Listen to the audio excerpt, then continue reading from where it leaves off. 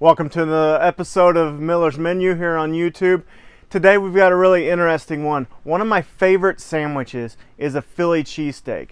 You know, the traditional with ribeye and onions and mushrooms, cheese whiz, all of that. Well, I love that, but I can't always afford that, especially when I'm feeding the family. Ribeye's hella expensive. So today we're going to be making my cheap version of a Philly cheesesteak I call the Philly cheap steak. And today we're going to be making it on the Blackstone, feeding the family. It's going to be great. It's going to give you that flavor and that taste without breaking the bank. So let's get into the ingredients and I'll explain the differences. All right, we're going to start with 3 pounds of ground beef. We got some cut up sweet peppers, some onions, salt, Philly cheesesteak seasoning from Blackstone, the star of the show, the hoagie roll, a couple different kinds of cheeses, and nothing's complete without some Hellmann's. So that's all we need. Let's get started. Okay, did you catch that?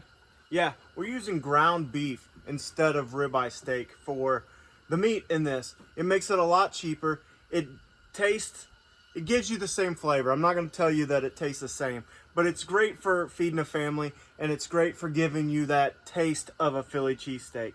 So let's get into it. Pretty easy. We're just going to start with making the ground beef, and we're just going to brown it. So we're going to cut it open. I've got all the burners on the Blackstone going.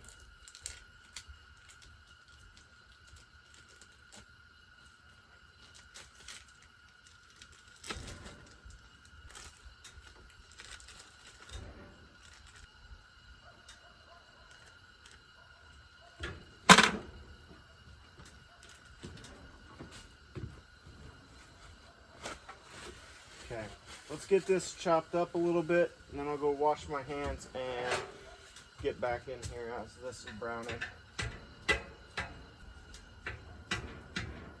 We like to have Super Bowl parties every year, and I like to make Philly cheesesteaks for the Super Bowl parties, and this is a nice way and cost-effective way to make a bunch for an entire group of people.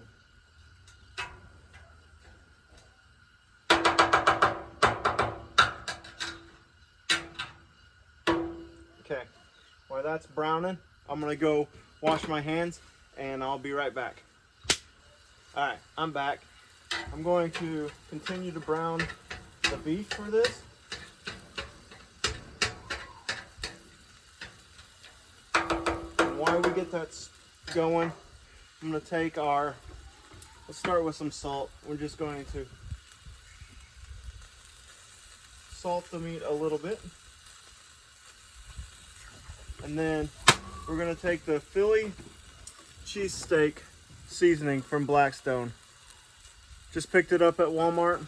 Has great flavor. Use it all the time. And we're going to use it to flavor the meat.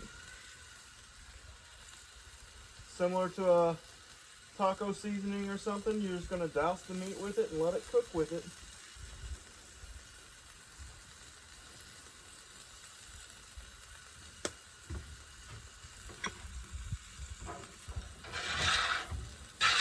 Bring it over this side of the griddle.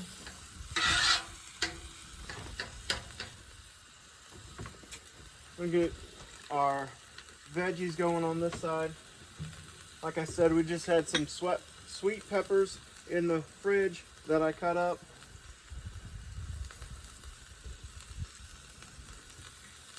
And I cut up a white onion this morning. It was pretty potent. Whew. My eyes don't water very often cutting onions, but sure did this morning. I'm just going to let these caramelize and cook up while we're cooking the meat. I'm going to grab another spatula.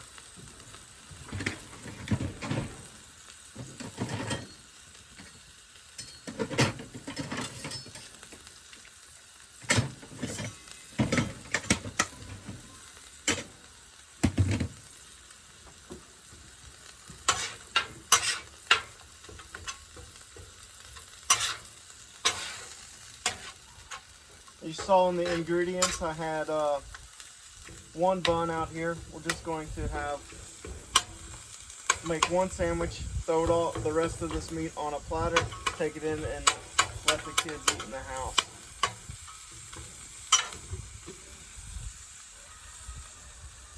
Turn up the griddle a little bit, turn that one down a little.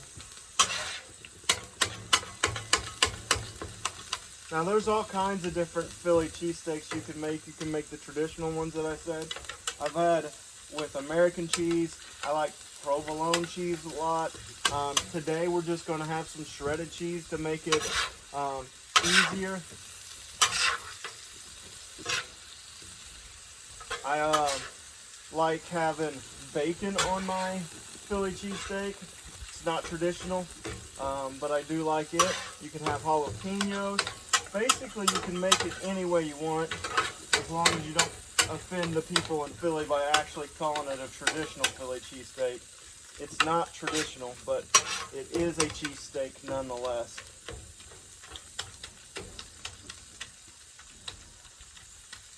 Browning up the meat.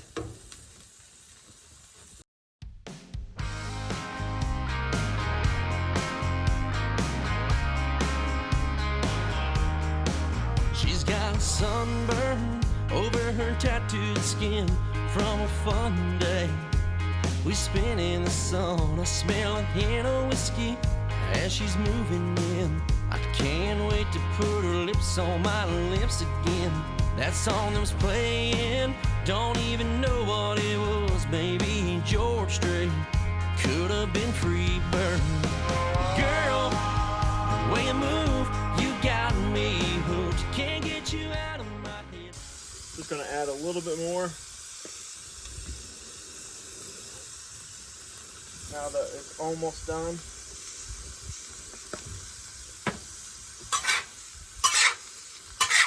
Get those browned up. Oh, the onions are nice and brown, and it's gonna be great. Sweet pepper. I didn't have any mushrooms today, and honestly, when I went to the store, I was gonna get some and forgot all about it. Until I got back to the truck and decided I wasn't going back in for mushrooms. So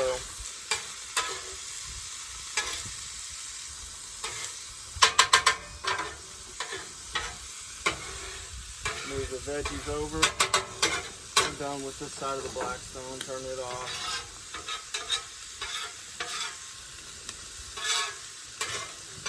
All right. Now what I like to do before I mix it all together is kind of move it over here and try to get as much grease out of it as possible.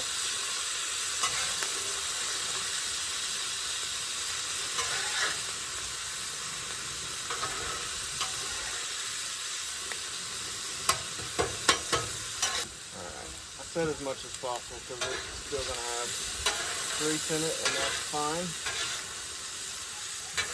Alright, let's turn all the burners off. We're done with the heat. All we're doing at this point is going to mix some stuff together and melt some cheese.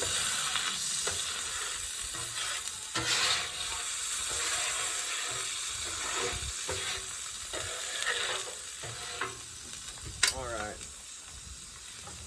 So let's just there. Move over here. This is where it's going to be built.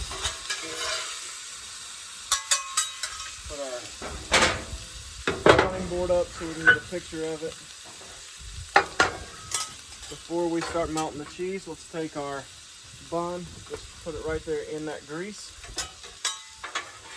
Bring the peppers over and mix it all, and the onions, and mix it all up. And then what we want to do is spread it out pretty thin across the Blackstone.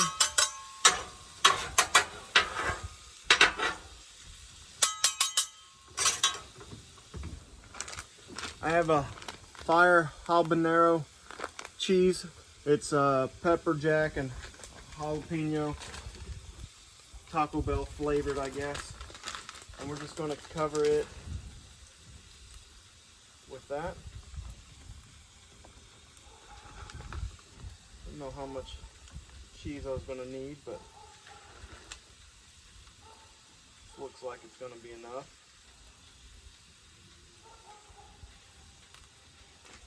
There we go.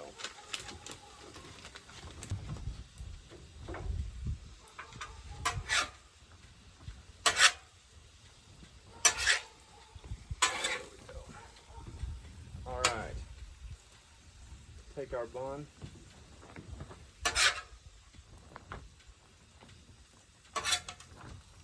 just layer it up, set it right there, drizzle it with some mayonnaise.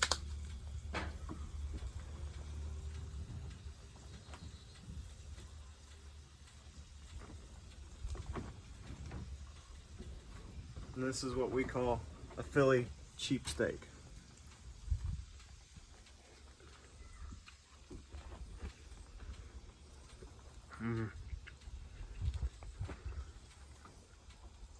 So good. You can taste the peppers and the onions, and that seasoning really does give it a Philly cheesesteak with this roll.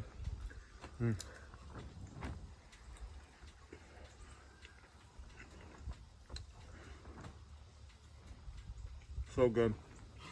Really easy, really cheap way to make Philly cheesesteaks. So there you have it. Another episode of Miller's Menu.